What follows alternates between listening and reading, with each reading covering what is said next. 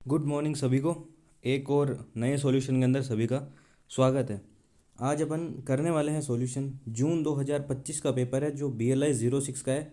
बच्चों ने कहा कि भाई BLI 06, 07, 04 बाकी सारे पेपर हैं, इनके भी सॉल्यूशन करवाओ। अभी BLI 06 का एग्ज़ाम है आपका कल। तो आज जितनी अगर हो सके इम्पोर्टेंट क्वेश्चन वीडियो मेरे से पॉसिबल होगा उतना मैं आपके लिए डाल दूंगा। तो स्टार्ट करते हैं बिना टाइम वेस्ट किए अभी सॉल्यूशन को। दोनों लैंग्वेज में करेंगे, बाईलिंगुअल। 70 नंबर का आपका पेपर होता है, 3 घंटे टाइम मिलता है। 70 में से आपको मिनिमम जो पास होने के लिए नंबर चाहिए वो 28 हैं। 28 तो आपको लानी ही है पास होने के लिए। और अच्छे से सारे 4 या 5 साल के क्वेश्चन सारे देख के चल जाओगे तो वो सारे इंपॉर्टेंट क्वेश्चन आपके लिए बहुत ही बेनिफिशियल रहेंगे अच्छे से, और बढ़िया नंबर आ जाएंगे आपके। शुरू करते हैं सॉल्यूशन को। पहला question, name the publisher of Indian science abstract. भाई इंडियन साइंस एब्स्ट्रैक्ट को कौन पब्लिश करता है?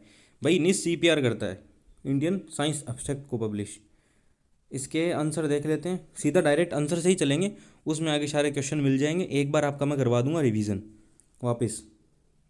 तो ये करते हैं शुरू। और पहली कोई अगर प्रीवियस वीडियो देखनी है, प्लेलिस्ट आपको मिल जाएगी यहाँ पे, क्लिक करके आप देख सकते हैं। चलो शुरू करते हैं। देखो जो पब्लिशर है ना इंडियन साइंस एब्स्ट्रैक्ट का, वो पब्लिशर कौन है, कौन पब्लिश करता है, प्रकाशन कौन करता है, इंडियन साइंस एब्स्ट्रैक्ट को प्रकाशित कौन करता है? वो करता है NIST CPR। NIST CPR, NISCPR, national institute of science communication and policy research, ये इसकी है फुल फॉर्म। और ये भी आपको याद करनी है। It is known as NIST केयर था ये पहले। पहले NIST केयर था, फिर NIST CPR बन गया, उससे पहले इंस्टॉक भी था। तो ये दिल्ली के अंदर लोकेटेड है। इसके बारे में अपन पूरी क्रोनोलॉजी अच्छे से अपने दूसरा चैनल है जो LIS माफिया नाम से, उस पर देखेंगे। आपको मैं सारा जो सिलेबस है वो भी एक एक पॉइंट वाइज उस पर डिस्कस करेंगे थोड़े दिनों में। अभी आप पेपर से रिलेटेड जो भी इन्फॉर्मेशन है यहाँ पे कवर कर लो। दूसरा चलता है डिफाइन एटलस। भाई एटलस क्या होती है? एटलस होती है कलेक्शन ऑफ मैप्स, चार्ट्स, जो प्लेट्स होती हैं issued from illustrate geographical, astronomical and historical information often bounded together in a book form. जैसे आप अगर हो सके तो 10th 12th के अंदर आपको ज्योग्राफी, अगर आपका सब्जेक्ट कहाँ पढ़ा हुआ आपने रहा होगा, या 10th में भी, तो टीचर बोलते कि एटलस की बुक लाना। उसमें एटलस की बुक में हर एक स्टेट वाइज अच्छे से मैप बना होता है पूरा। अलग अलग टाइप के मैप होते हैं उसमें, पॉलिटिकल मैप होता है, ज्योग्राफिकल मैप होता है, रॉक के हिसाब से मैप होता है, एलिवेशन के हिसाब से मैप होता है, डेंसिटी वाइज होता है, फॉरेस्ट कवर का मैप होता है, अलग अलग चीज़ के उसमें मैप होते हैं सारे। तो एटलस एक ऐसी बुक है जिसमें अलग अलग इन्फॉर्मेशन, चार्ट्स, मैप्स, या जो भी है ना, ये सारे ज्योग्राफिकल लोकेशन, एस्ट्रोनॉमिकल को भी ज़रूरी नहीं है सिर्फ है ना ज्योग्राफिकल अर्थ की बात करें वही हो, मार्स का भी हो सकता है, तो वो होती है एटलस। फिर चलते हैं next. Mention two example of abstracting periodical. भाई एब्स्ट्रैक्टिंग पीरियोडिकल है ना, उसके एग्जाम्पल बताओ दो, किन्हीं दो। सार पत्रिकाओं के नाम बताओ, इस सार पत्रिकाओं के नाम बताओ। सार, जो वर्ड ना, सार, सार से पता चल रहा है एब्स्ट्रैक्ट का मतलब होता है किसी चीज़ का सार निकालना। तो ऐसी पीरियोडिकल जिससे सार निकलता हो, जैसे science abstract, sorry chemical abstract. Science abstract भी होता है वैसे, पर ये यहाँ पे इसमें जैसे दो एग्जांपल पूछे तो एक जैसे लिख देंगे अपन केमिकल एब्स्ट्रैक्ट, दूसरा लिखेंगे library and information science abstract, जिसे अपन लीसा बोलते हैं। और हो सके तो कोई गूगल करके या कैसे भी निकाल के आप मेरे को बताओगे लीसा पब्लिश कौन करता है, लीसा को पब्लिश कौन करता है। और ये आपके क्वेश्चन आपको कम्पिटिटिव एग्ज़ाम है जो सेकंड ग्रेड, थर्ड ग्रेड आगे होने वाले हैं, या फिर जैसे अगर आप UGC नेट दोगे, कोई भी एग्ज़ाम आगे दोगे लाइब्रेरी साइंस के फील्ड के अंदर, आप किसी भी एग्ज़ाम में अपीयर होगे तो आपको ये क्वेश्चन मिलने की प्रोबेबिलिटी अच्छी है। तो लीसा को पब्लिश कौन करता है, आपको ये कमेंट करके बताना है। चलते हैं नेक्स्ट क्वेश्चन पे। Mention the scope of directory. भाई डायरेक्टरी है ना जो, उसके बारे में बताओ। भाई डायरेक्टरी क्या होती है? आपने टेलीफोन डायरेक्टरी का नाम सुना होगा। अगर किसी ने कोई पुरानी मूवी फिल्म वगैरह देखी है तो आपको ऐसे याद आता होगा कि है ना एक टेलीफोन बूथ होता है, उस पर डायरेक्टरी एक मोटी सी किताब होती है, उसमें से फिर कोई वो एक नंबर देखता है, फिर उस पर कॉल कर लेता है। वैसे ही जैसे ये फिर हेरा हेरा फेरी जैसे ऐसी ये फिल्में हैं, तो इसमें डायरेक्टरी में कुछ है ना गलत पब्लिश हो जाता है, उसकी वजह से कॉल किसी के पास आना चाहिए, किसी के पास चला जाता है, तो वो होती है डायरेक्टरी। ये आप ऐसे भी याद रख सकते हो, बाकी डायरेक्टरी तो वैसे नॉर्मली पता ही है आपको। देखो ये list of people organization institute होता है, यूजुअली होता है अल्फ़ाबेटिकल ऑर्डर में, ए से जेड के अल्फ़ाबेटिकल ऑर्डर में होता है, जिसमें कॉन्टैक्ट डिटेल होती है, address, phone number, specific information, जैसे कि भी उसका फंक्शन क्या है, प्रोडक्ट क्या है, हेल्प करने के लिए, यूज़र को लोकेट करने के लिए, कि भी एक कंपनी है कोई स्टार हेल्प नाम से, कोई ऐसे कुछ करके, या स्टार नाम से कोई कंपनी है, तो उस स्टार नाम से कंपनी का पता क्या है, उसका फ़ोन नंबर क्या है, उससे कॉन्टैक्ट करने के लिए ये होती है डायरेक्टरी। अल्फ़ाबेटिकल ऑर्डर होता है इसमें, जो वर्णमाला के क्रम होता है ना, वो होता है इसमें।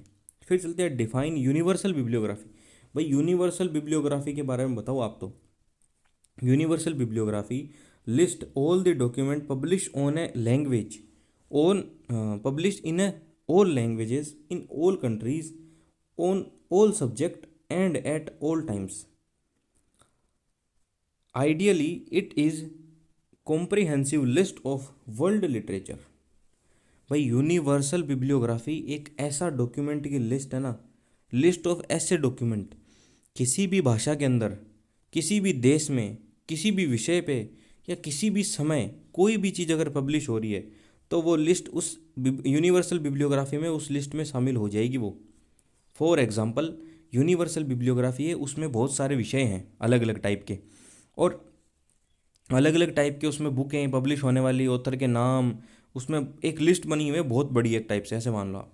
अब इंडिया के अंदर मैं कहीं एक बुक पब्लिश कर रहा हूँ, कोई भी, मान लो मेरी खुद की कोई बुक है कि LIS माफिया की एक बुक ऐसे कुछ करके, कोई भी मैंने टाइटल रख दिया उस बुक का और मैं पब्लिश कर रहा हूँ, तो वो बुक यूनिवर्सल बिब्लियोग्राफी की लिस्ट के अंदर मिल जाएगी मेरे को।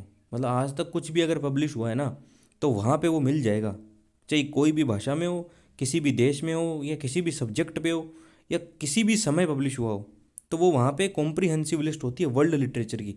कोई भी है ना विश्व के अंदर कोई भी साहित्यिक अगर कोई पब्लिश हो रहा है ना, तो उसकी लिस्ट होती है, तभी तो नाम यूनिवर्सल है। यूनिवर्सल से क्या मतलब निकलता है भाई, पूरा यूनिवर्स का एक बिब्लियोग्राफी हो। ठीक है, फिर चलते हैं नेक्स्ट क्वेश्चन पे, व्हाट इज बायोग्राफी। भाई बायोग्राफी क्या होती है, जीवन जो व्यक्तिगत वो क्या होता है, अभी बता देता हूँ। Biography is a detailed description account of a person's life. Biography is a detailed description और account of a person's life written by someone else. It include facts, education, work, relationship and that. मतलब biography एक ऐसा document होता है जो किसी और के द्वारा पब्लिश होता है, खुद नहीं करता वो। खुद करेगा तो उसके आगे लग जाएगा ऑटो, तो वो बन जाती है ऑटो बायोग्राफी। अगर मैं मेरी ही बायोग्राफी लिखूं कि मेरा जन्म यहाँ हुआ, मैं फिर यहाँ पढ़ा, मैंने ये किया वो किया, फिर ये ऐसे हुआ वैसे हुआ, फिर मैं ऐसे हुआ वैसे हुआ, बूढ़ा हो गया, फिर मैं ये हो गया वो हो गया, फिर कोई लास्ट में उसको ख़त्म कर दे कि भाई इस दिन को ये ख़त्म हो गए थे, तो वो तो होती है ऑटो बायोग्राफी।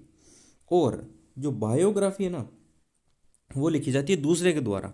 अब मैं बायोग्राफी लिख दूँ रंगनाथन जी की, रंगनाथन जी की जीवनी पे मैं एक किताब लिखूं कि भाई रंगनाथन जी कैसे व्यक्तित्व थे, उनका जन्म कहाँ हुआ, उनके बेटे का नाम योगेश्वर था, उनके दो पत्नियां थी, एक पहली पत्नी थी 1928 में, फिर उनकी डेथ हो गई थी, फिर उन्होंने दूसरी शादी की थी, फिर उनकी दूसरी पत्नी का ये नाम था, फिर ये हुआ वो हुआ, वो 1924 में गए थे वहाँ पे, लंदन गए थे, वापस आए। मैं उनकी पूरी की पूरी सारी डिटेल लिख दूँ कि ऐसे ऐसे हुआ, फिर उन्होंने ये पब्लिश की बुक, उन्होंने 60+ ज़्यादा से बुक, 60 से ज़्यादा बुक पब्लिश की हुई हैं, उनका बुक का टाइटल क्या है, ये टाइटल है, और लास्ट में जाते जाते कि भाई इनका ना, और लास्ट में डेथ यहाँ पे ऐसे होगी थी। ये मैंने उनकी पूरी जीवनी लिख दी, तो उसको अपन बोलते हैं बायोग्राफी, जो किसी और के द्वारा लिखी जाती हो। और ऑटोबायोग्राफी मिल जाए तो खुद के द्वारा, उसी पर्सन की खुद की ही जीवनी लिखी जाती है। चलते हैं नेक्स्ट क्वेश्चन पे, state the aim of handbook. भाई जो हैंडबुक होती है ना, उसका एम बताओ, लक्ष्य क्या है, उसका उद्देश्य क्या है। ठीक है, हस्त पुस्तिका, उसका उद्देश्य क्या है। तो the aim of handbook is to provide concise, factual and specific information on a particular subject और technique for the quick reference और बाय प्रैक्टिशनियर और स्पेशलिस्ट। हैंडबुक एक ऐसी बुक होती है जिसके अंदर फैक्ट, स्पेशल डिटेल, इंफॉर्मेशन, ये आपको एक पर्टिकुलर विषय के अकॉर्डिंग मिल जाएंगी। ऐसी आपको टेक्निक या क्विक रेफरेंस मिल जाएंगे। इसका क्या मतलब हुआ, इसका मतलब ये हुआ जैसे कोई मैकेनिकल फील्ड है बीटेक के अंदर मान लो, या फिर कोई भी है ना इंजीनियरिंग का कोई मैकेनिकल फील्ड है, उसके ऊपर मैकेनिकल फील्ड के अंदर कार या बाइक आती है। फॉर एग्जांपल कार या बाइक मैकेनिकल फील्ड के अंदर आती है। अब जो उसकी जो हैंडबुक होगी ना कार या बाइक की जो भी, तो वो कोई स्पेशलिस्ट होगा, उसने बताया होगा कि भाई बाइक का इंजन ऐसे काम करता है, पहले फ्यूल जाता है, उसके साथ हवा मिलती है, और ऑक्सीजन के साथ आपको पता है कोई चीज़ मिल के फ्यूल अगर जलेगा तो वहाँ पे आग लगती है, उस वजह से उसका पिस्टन ऊपर नीचे होता है, उससे चैन घूमती है, फिर टायर घूम जाता है। तो ये उसने प्रोसेस बताया पूरा। तो एक ऐसी है ना, उसमें फैक्चुअल जो डेटा होती है वो वाली इन्फॉर्मेशन भी होती है, उसमें ना स्पेशल कोई इन्फॉर्मेशन है वो भी होती है। एक कोई भी पर्टिकुलर सब्जेक्ट के अकॉर्डिंग वो इन्फॉर्मेशन होती है, और वो क्विक रेफरेंस के लिए अच्छी होती है। वो होता है उद्देश्य किसका, हैंडबुक का। फिर चलते हैं बी ए सेक्शन ख़त्म। आपका ए सेक्शन हो गया ख़त्म। अभी ए सेक्शन का करते हैं अपन क्विक रिवीजन। अब आपको दिमाग पे जोर डालना है कि मैंने क्या क्या बताया था आपको। मैं क्वेश्चन का नाम बोलूँगा, क्या अपना ये क्वेश्चन हो गया आपके दिमाग में आना चाहिए कि हाँ इसमें ये डिस्कस किया था। पहला क्वेश्चन, भाई पब्लिशर कौन है इंडियन साइंस एब्स्ट्रैक्ट का? इंडियन साइंस एब्स्ट्रैक्ट का पब्लिशर कौन है? तो वो है निस्क CPR। निस्क CPR। इसकी फुल फॉर्म क्या है, आई दिमाग में? वो फुल फॉर्म अगर नहीं आ रही है तो वापस पीछे जाके देखो, अभी मैं नहीं बताऊंगा आपको, पीछे जाके देखो आप, तब आपको याद होगी वो। फिर चलते हैं डिफाइन एटलस। एटलस क्या होती है? मैं जो एक एक दो दो सेकंड का ये पोज ले रहा हूँ, इसमें आप सोचो कि भाई क्या क्या हो सकता है, दिमाग में थोड़ा जोर डालो, सोचो। अब मैं बताता हूँ, देखो एटलस होती है जिसमें सारा चार्ट, ज्योग्राफिकल डिटेल, अलग अलग टाइप के मैप, कोई लोकेशन का, कोई ज्योग्राफिकल जो इन्फॉर्मेशन होती है कि भाई इसका लैंगिट्यूड क्या है, लोटीट्यूड क्या है, फिर इसमें फॉरेस्ट कवर कितना है, इसमें क्या क्या डिटेल है यहाँ की, है ना, ऊंचा इलाका कौन सा है, नीचा कौन सा है, पूरा एक मैप होती है। उसकी एक बुक होती है बाउंडेड की, उन सारी चीज़ों को, सारे मैप्स को बाउंड किया हुआ एक बुक होती है, उसको बोलते हैं एटलस। अब इस पर आप कितना भी लिख के आ सकते हो। फिर चलते हैं mention 2 examples of abstracting periodical. भाई 2 एग्जांपल याद करो। पहला कुछ था, सी से कुछ था, केमिकल एब्स्ट्रैक्ट। फिर दूसरा कौन सा था? मैंने आपको बताया था लिसा को आपको कमेंट में लिखना है, library information science abstract.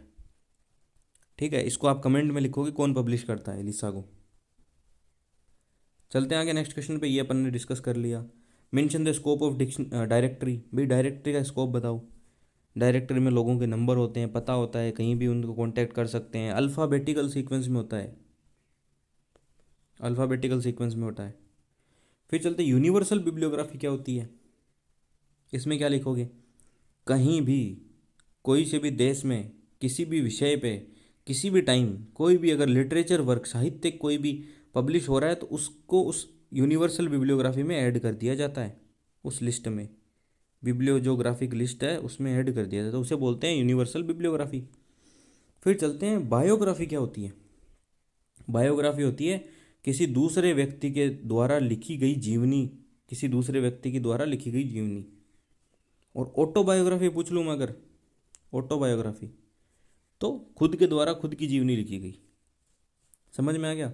Last question, state the aim of handbook. भाई हैंडबुक के क्या क्या एम है, क्या क्या उसके उद्देश्य हैं, बताओ। हैंडबुक के क्या क्या उद्देश्य हैं?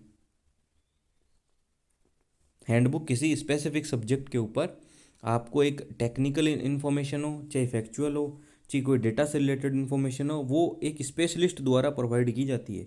उसमें किसी स्पेशलिस्ट का लिखा हुआ एक ज्ञान होता है एक टाइप का, जिससे आपको हेल्प मिलती है, वो होती है हैंडबुक। फिर चलते हैं सेक्शन बी के ऊपर। ठीक है, आपका रिवीजन अच्छा हो गया। फिर बी सेक्शन पे चलते हैं। पहला क्वेश्चन ये देखो, इवलुएट वाइट एकर एल्मिना। जो वाइट एकर का जो एल्मिना है ना, उसे क्या मूल्यांकन कीजिए उसका। ठीक है, अभी मूल्यांकन कर देते हैं। देखो वाइट एकर एल्मिना, एल्मिना क्या होता है, जनरली एल्मिना अपन बोलते हैं जो एक साल से ईयरली जो पब्लिश होता है ना, एल्मिना ऐसा डॉक्यूमेंट होता है। इसमें देखते हैं पब्लिश कौन करता है। Bloomsbury publication UK, Bloomsbury publication UK, ये आपको नाम याद रखना है इसका। फिर चलते हैं स्कोप, इसके अंदर क्या क्या चीज़ें हैं। It is a famous British reference book भाई, पब्लिश्ड एनुअली। जो मैंने बताया था एल्मिना होता है, एल्मनी एल जो हर एक वार्षिक तरीके से पब्लिश होता है ना, उसे बोलते हैं। दूसरा एक ब्रिटिश रेफरेंस बुक है, ऐसी अलग अलग बुकों का रेफरेंस दिया होता है इसमें। Primary focus on UK but also covers the world policy, economy, sport, art and science. भाई आप किसी विषय को पढ़ रहे हो तो ये वाली बुक है, इसका रेफरेंस ये वाली बुक है। मतलब कि आप इसको पढ़ रहे हो, आप इसको भी पढ़ सकते हो, इसमें भी ऐसी डिटेल मिलेगी आपको।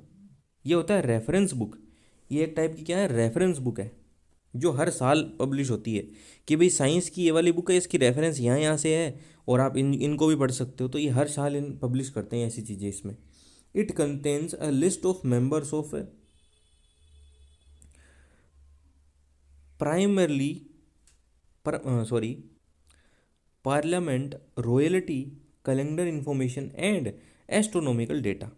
भाई इसके अंदर क्या क्या चीज़ें और आती है, इसमें लिस्ट आती है कि भाई है ना, अभी पार्लियामेंट के अंदर कौन कौन मेंबर हैं, अभी कौन कौन एमपी हैं, कौन एमएलए हैं। मतलब वहाँ का यूके की आती है कि यूके की क्वीन ये हैं, या फिर गवर्नर ये हैं, प्राइम मिनिस्टर ये हैं, सारी पोस्ट आ गई। उसके बाद कैलेंडर की इन्फॉर्मेशन आती है, कब कब छुट्टी है, कितनी कितनी तारीख को क्या क्या है, क्या त्यौहार है, या फिर क्या कैसे कुछ है। फिर एस्ट्रोनॉमिकल डेटा कि भाई इस बार ना शुक्र शनि बुध ये ऐसे है। ये यूके के हिसाब से आता है, मैंने आपको इंडिया के हिसाब से बता दिया, पर ये यूके की रिलेटेड इन्फॉर्मेशन वहाँ की होती है। यूनिटी, देखो it is essential year book for finding the current statistical data and general knowledge about UK. भाई जो यूके है ना, यूनाइटेड किंगडम, उसका जनरल नॉलेज प्लस वहाँ का स्टैटिकल डेटा है जो करंट का, उसको पता करने के लिए ये असेंशियल होती है, बहुत ही कारगर होती है। तो ये अपन ने कर लिया इसको कंप्लीट। अगर ये आ जाएगी आपके, तो आप इसमें बढ़िया से करके आओगे। एक एक पॉइंट वापस भी रिवीजन अभी करवाऊंगा मैं आपको, याद यहीं पे करना है।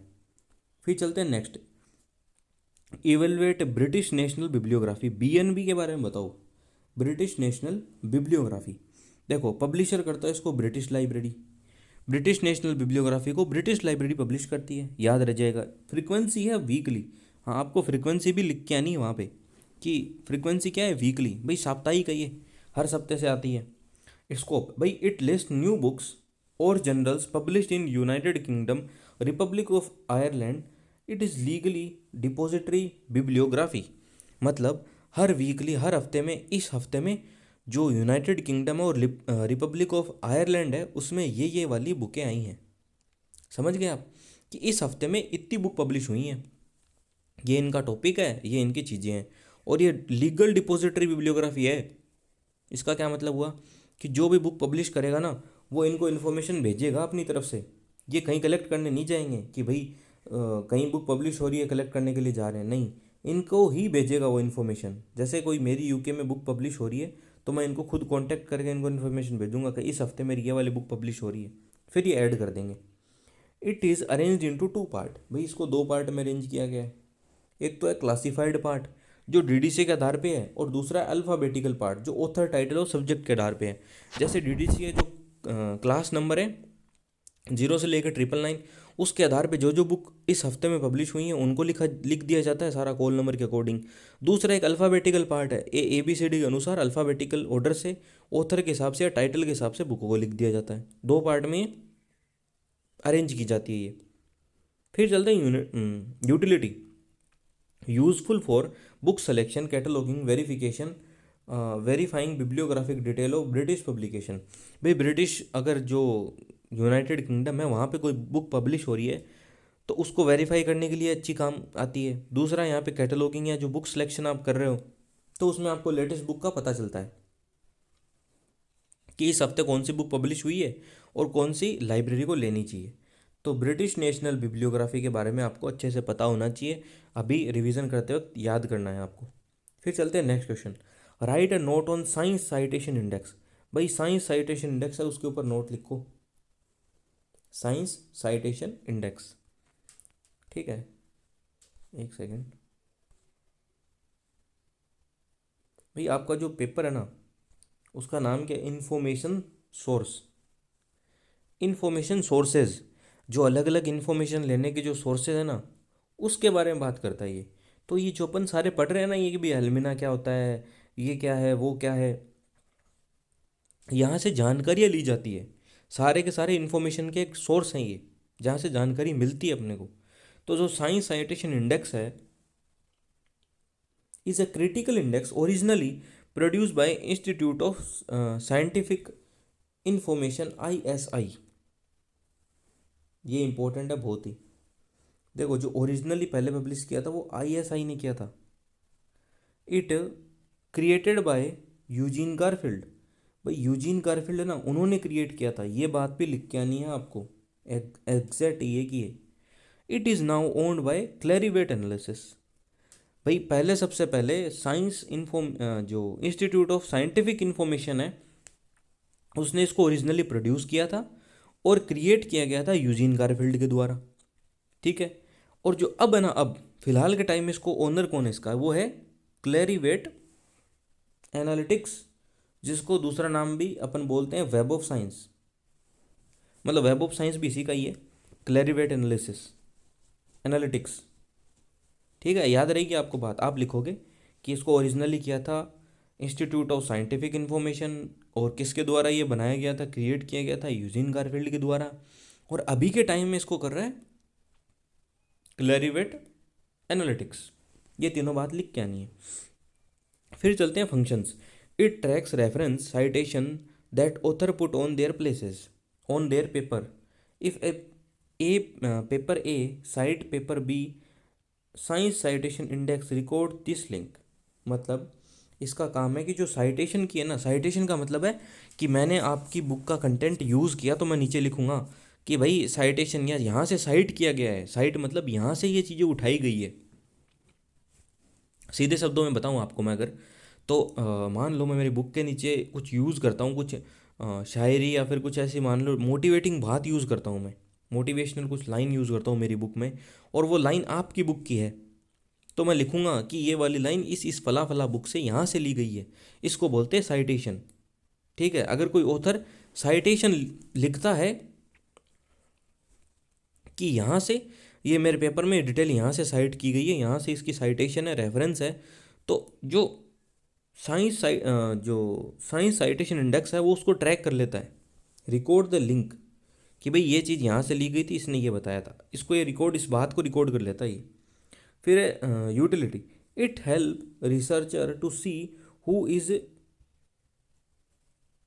Sighting their work and how idea track back in time.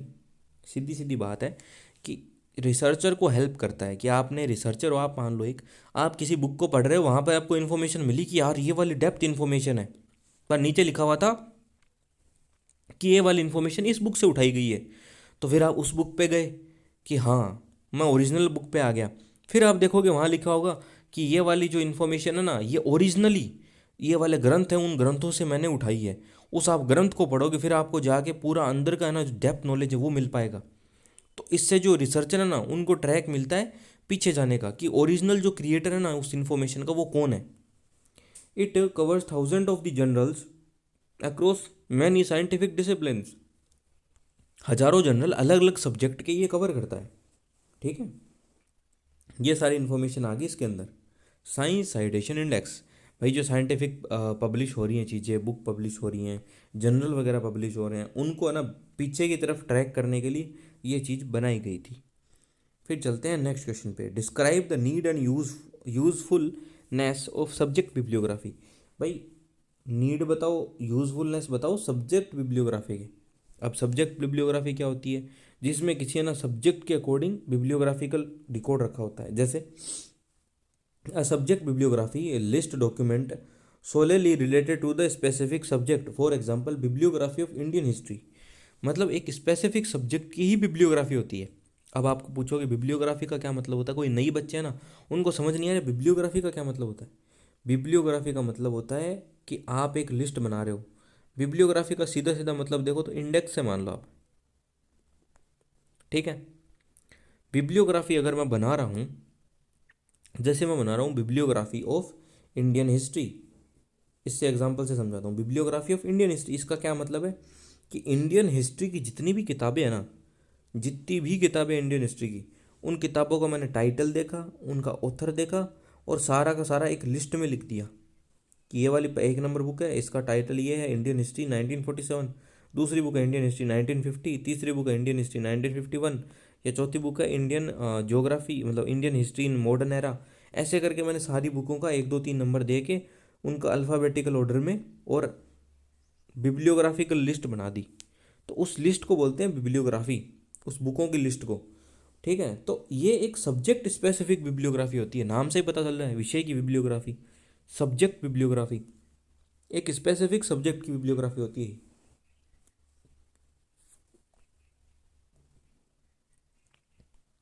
अब देख लेते हैं इसकी आवश्यकता।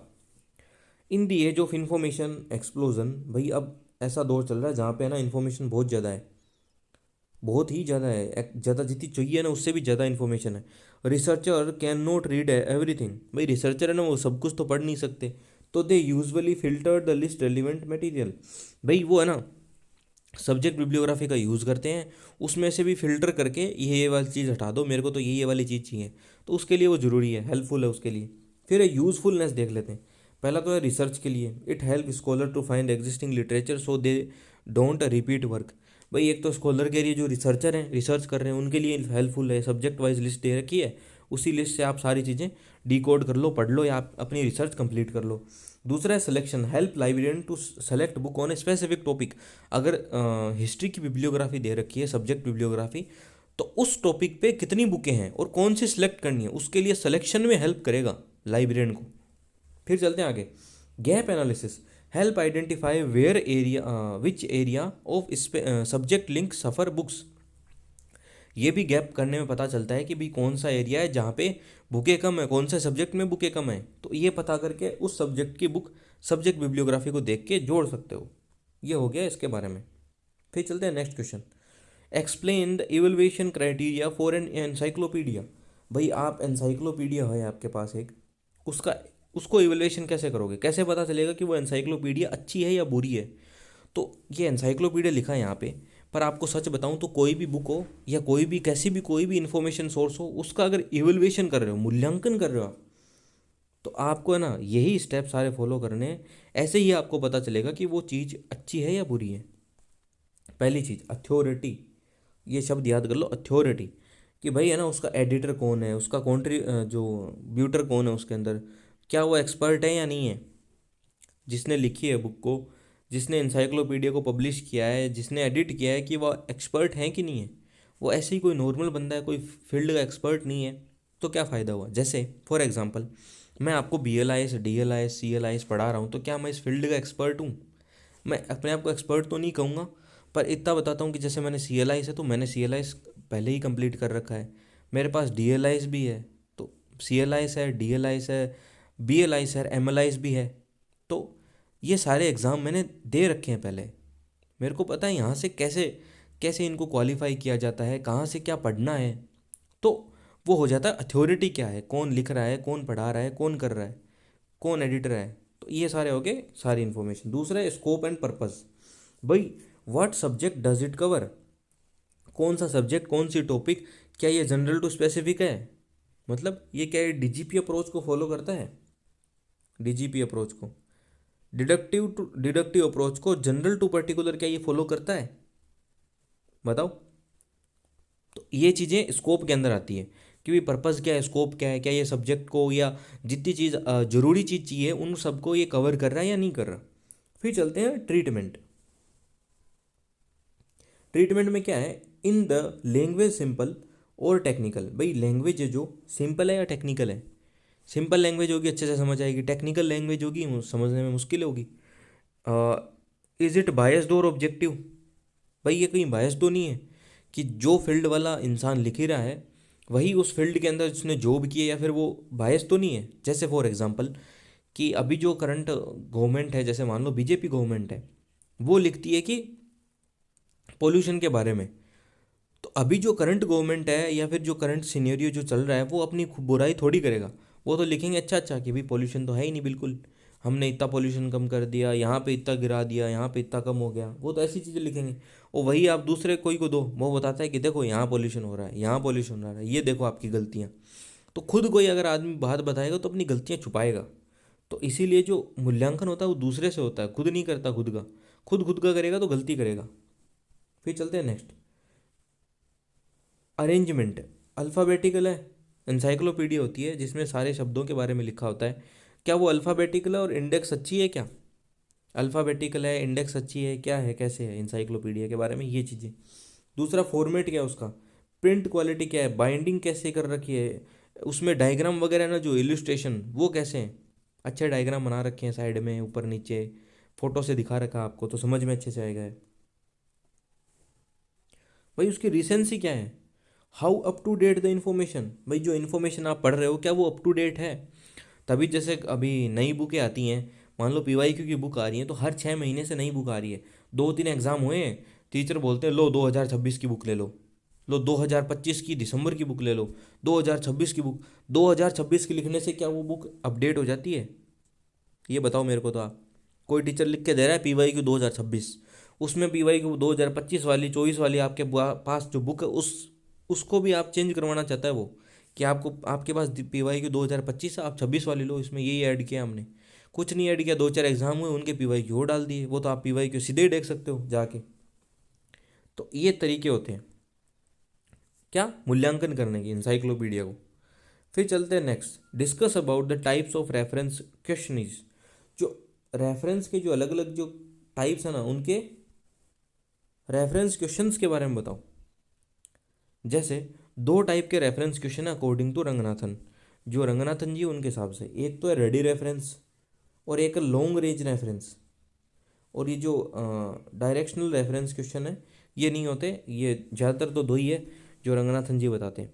अब रेडी रेफरेंस में क्या होता है कि जिसमें समय कम लगे, 4-5 मिनट लगे। दूसरा फैक्ट बेस्ड इन्फॉर्मेशन होती है कि भाई सीधा पूछ ले कि बताओ what is the capital of Peru, Peru की कैपिटल क्या है, या पूछ ले फ्रांस की कैपिटल क्या है, या सीधा पूछ ले इंडिया की कैपिटल क्या है। तो ऐसी इन्फॉर्मेशन होगी जो जिसकी सोर्स होती है ईयर बुक या जो डिक्शनरीज होती हैं या डायरेक्टरीज होती हैं, सीधा इन्फॉर्मेशन देखी फट करके बता दी 2-3 मिनट में ही।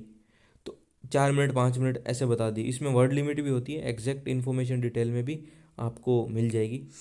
तो ये होती है रेडी रेफरेंस क्वेश्चनीज जिसमें जल्दी से आंसर देना होता है, नाम से पता चल रहा है रेडी रेफरेंस। दूसरा होता है लॉन्ग रेंज जिसमें कॉम्प्लेक्स क्वेश्चन होता है, जिसमें डिटेल्ड सॉल्यूशन चाहिए होता है, यूज़र को डिटेल सर्च चाहिए होता है, टाइम भी इसमें खूब लगता है। Impact of GST on small businesses, भाई इसमें बिब्लियोग्राफी छाननी पड़ेंगी, इंसाइक्लोपीडिया देखने पड़ेंगे बहुत सारे। पूछ लिया भाई जीएसटी का इम्पैक्ट बताओ छोटे छोटे बिजनेस है ना उस पर क्या हुआ है, क्या लाभ हुआ है हानि हुई है, लाइब्रेरियन को पूछ लिया, बताओ रेफरेंस लाइब्रेरियन को पूछ ली ये सारी बातें, तो वो कैसे बताएगा? उसको टाइम लगेगा, एक दिन भी लग सकता है, आधी घंटा भी लग सकता है, 2 घंटे भी लग सकते हैं, तो इसमें टाइम ज़्यादा लगता है।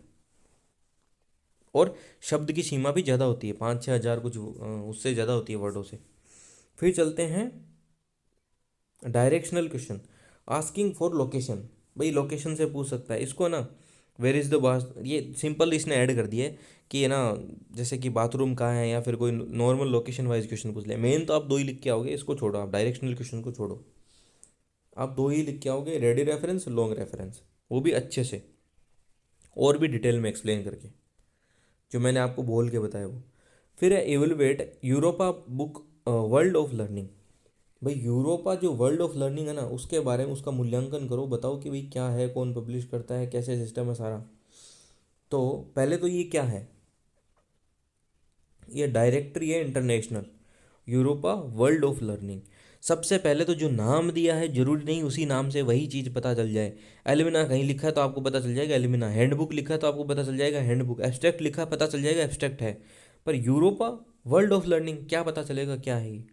तो ये आपको लिख के आना डायरेक्टरी, ये एक डायरेक्टरी है। और ये डायरेक्टरी को पब्लिश कौन करता है? पब्लिशर है इसका राउटलेज, ठीक है, कौन है? राउटलेज है, जो टेलर और फ्रांसिस ग्रुप है ना उसके अंडर आता है ये राउटलेज, ठीक है। फिर इसमें स्कोप देखो आप, it is definitive guide to the world's highest education institute, भाई ये एक गाइड है ये किसकी?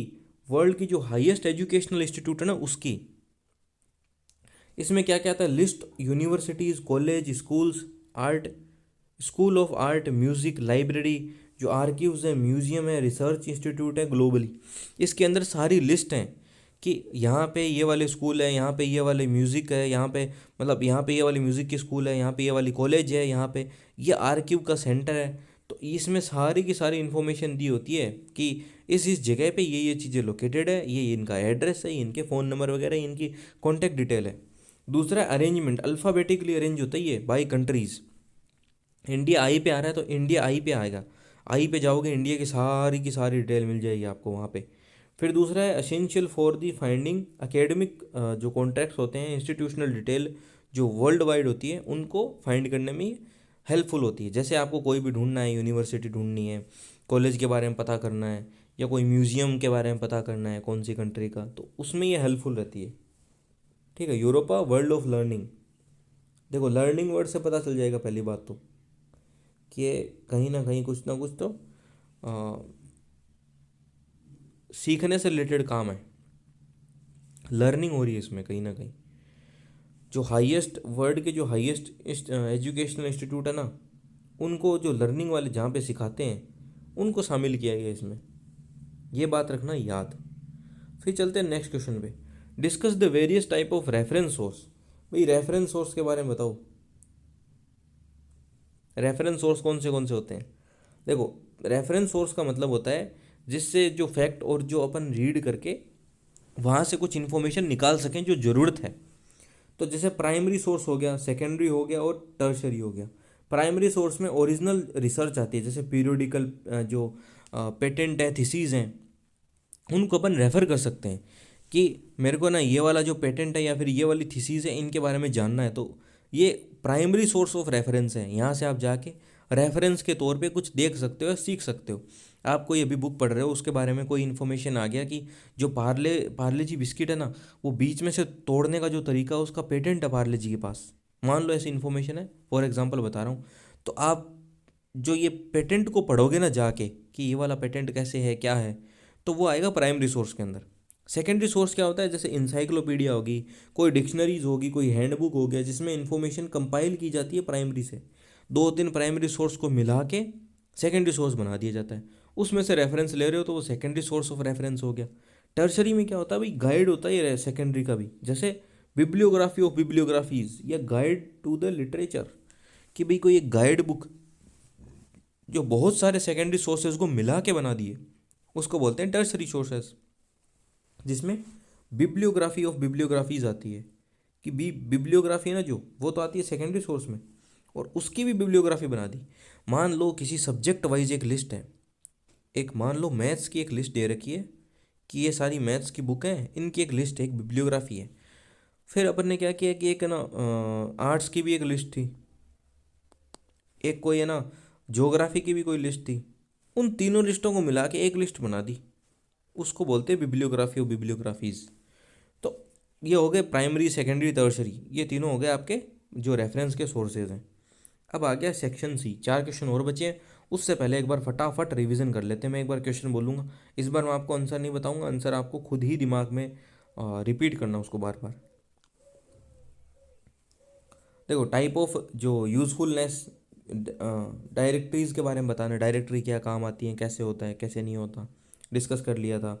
बिब्लियोग्राफी के बारे में बताओ, उसके फंक्शन बताओ, उसका एम बताओ। बिब्लियोग्राफी क्या होती है, लिस्ट ऑफ बुक होती है, उसमें क्या क्या काम आता है, कैसे होता है, सर्च करने के लिए ज़रूरी होता है, लाइब्रेरी में अच्छा, सारी चीज़ें आपको बताए। जोग्राफिकल जो इन्फॉर्मेशन सोर्सेज हैं उनको मेंशन करो, गेजेटियर, एटलस, उनके बारे में।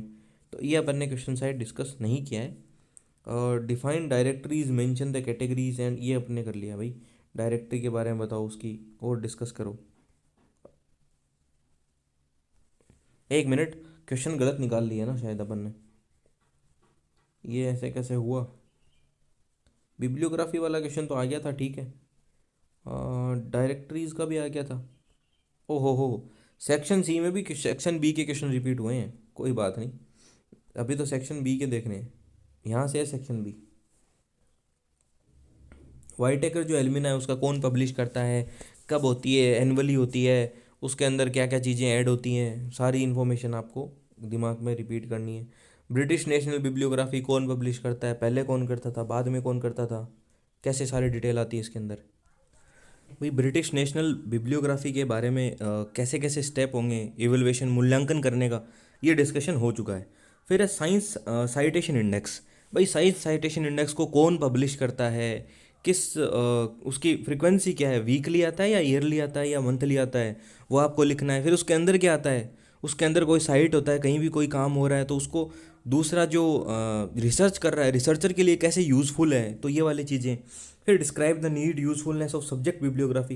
भाई सब्जेक्ट के अकॉर्डिंग बिब्लियोग्राफी हो तो सिलेक्शन में क्या ज़रूरत होगी, कैसे यूज़फुल रहेगा, कैसे यूज़र के लिए अच्छा रहेगा वो, तो ये सारी चीज़ें आ जाएंगी। फिर explain the evolution criteria of encyclopedia.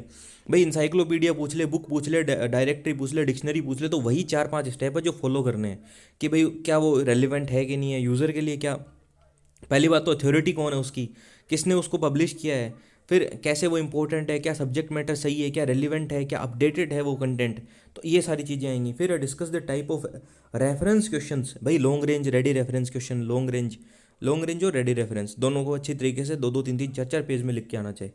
फिर यूरोपा वर्ड ऑफ लर्निंग। भाई यूरोपा वर्ड ऑफ लर्निंग में कौन कौन आते हैं, ऑर्गेनाइजेशन का एक नाम था कुछ आर से कुछ करके, याद करो थोड़ा थोड़ा, उसमें दो फिर और अंदर ब्रैकेट में नाम लिखे हुए थे, है ना, ग्रुप कुछ करके लिखा हुआ था, तो वो याद आएगा आपको।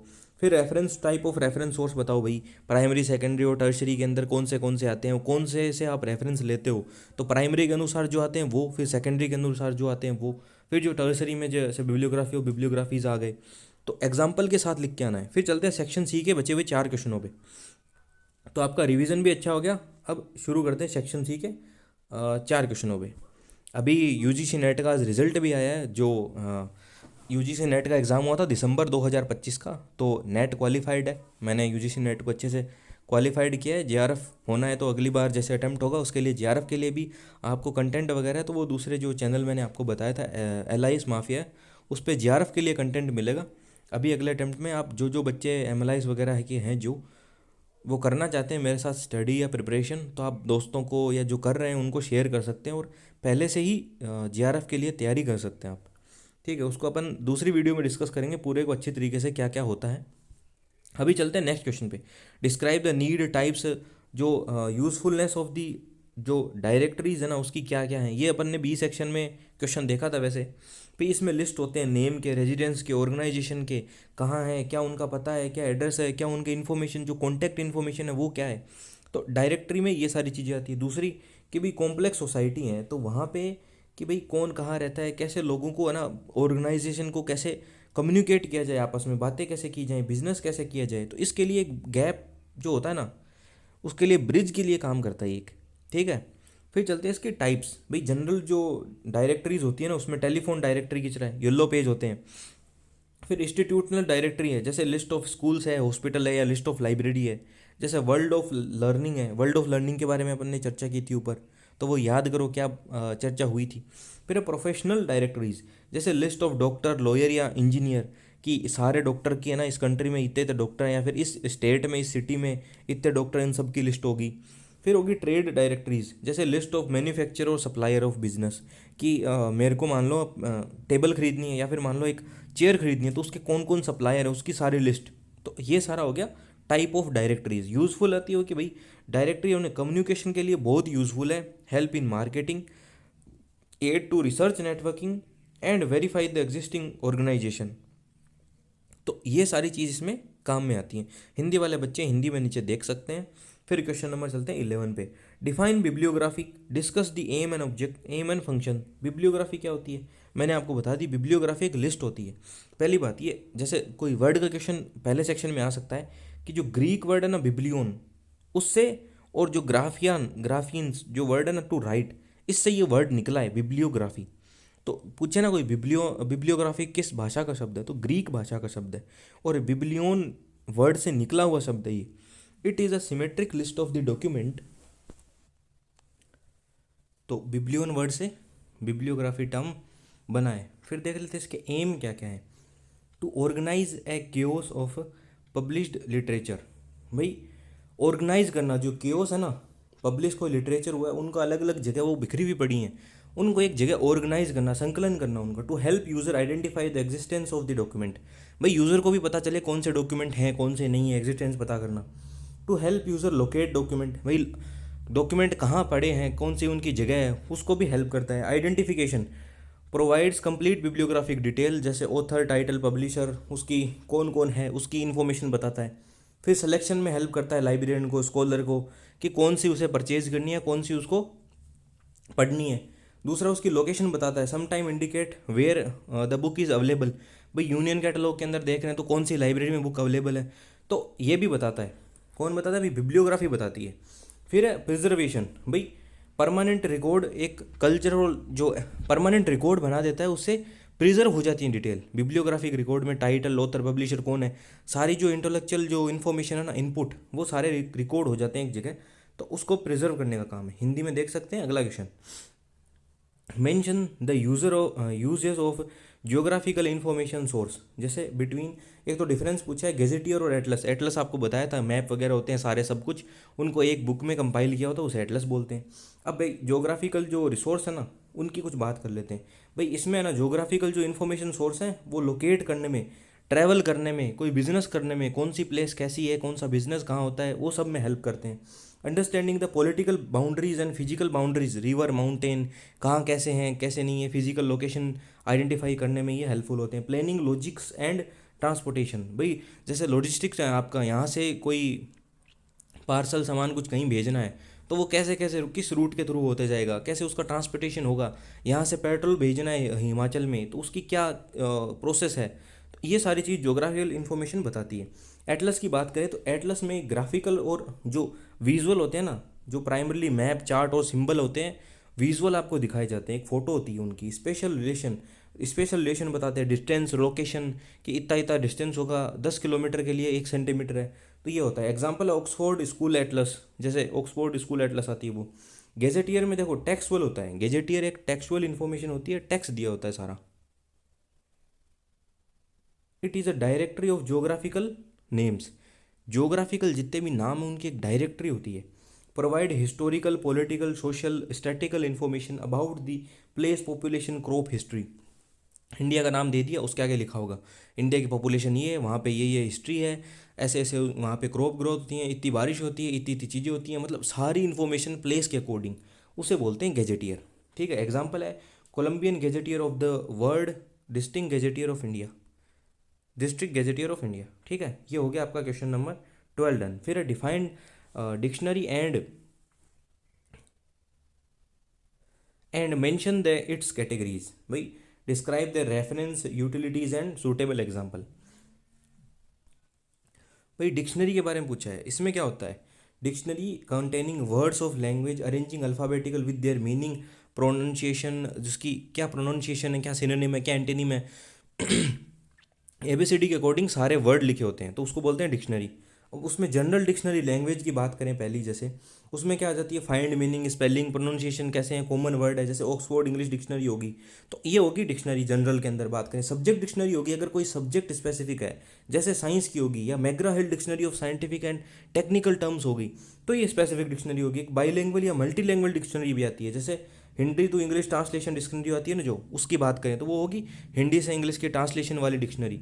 इंग्लिश वाली टर्म दी होगी, फिर आगे हिंदी की लिखी होगी, उसका फिर मीनिंग लिखा होगा। फिर चौथा था थिसोरस। थिसोरस भी एक टाइप की डिक्शनरी होती है, जिसमें provide synonym and antonym to improve vocabulary, जिसमें सिनोनिम और एंटोनिम होते हैं हर टर्म के अल्फ़ाबेटिकली, तो उसको बोलते हैं। रोजर्स डिक्शनरी एक एग्जाम्पल है। ये आपका पेपर का पूरा सॉल्यूशन हो गया कंप्लीट। एक बार आप पीडीएफ वापस पढ़ लेना, रिवीजन अच्छे से कर लेना। पीडीएफ आपको डिस्क्रिप्शन में लिंक मिल जाएगा। ठीक है। मेरी तरफ से बेस्ट ऑफ लक BLI 06 के लिए, एग्ज़ाम के लिए। यहाँ से क्वेश्चन आपको मिल जाएंगे। अगर पॉसिबल हुआ तो मैं एक और वीडियो आपके लिए बना दूंगा। ठीक है। तब तक के लिए मिलते हैं नेक्स्ट वीडियो में। जय हिंद।